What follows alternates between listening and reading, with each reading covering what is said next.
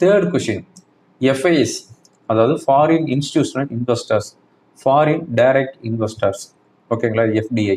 இவங்க வந்து டெய்லியும் நம்ம ஸ்டாக் மார்க்கெட்டில் 5000 கோடி இருந்து 8000 கோடி வந்து செல் பண்ணிக்கிட்டே இருக்கிறாங்க.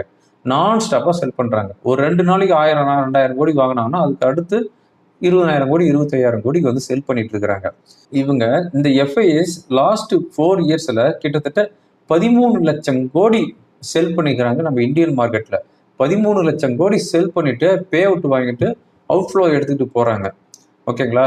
இப்போ அவங்கள ஃபாரின் இன்ஸ்டிடியூஷனல் இன்வெஸ்டர்ஸை மறுபடியும் நம்ம நாட்டுக்கு உள்ளே கொண்டுட்டு வர்றதுக்கு என்ன ஸ்டெப்பு எடுத்து வச்சிருக்கிறீங்க? இது வரையுமே இந்த வீடியோ ரெக்கார்ட் பண்ணிட்டு இருக்கிற வரையுமே வந்து அவங்க வந்து செல் பண்ணிட்டு தான் இருக்கிறாங்க. மறுபடியும் அவங்க உள்ள கொண்டுட்டு வர்றதுக்கு என்ன ஸ்டெப் எடுத்து வச்சிருக்கிறீங்க?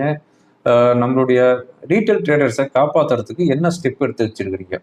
ஒருவேளை அவங்க உள்ள வராங்க அப்படிங்கிற பட்சத்தில் நம்ம ரீட்டைல் ட்ரேடர்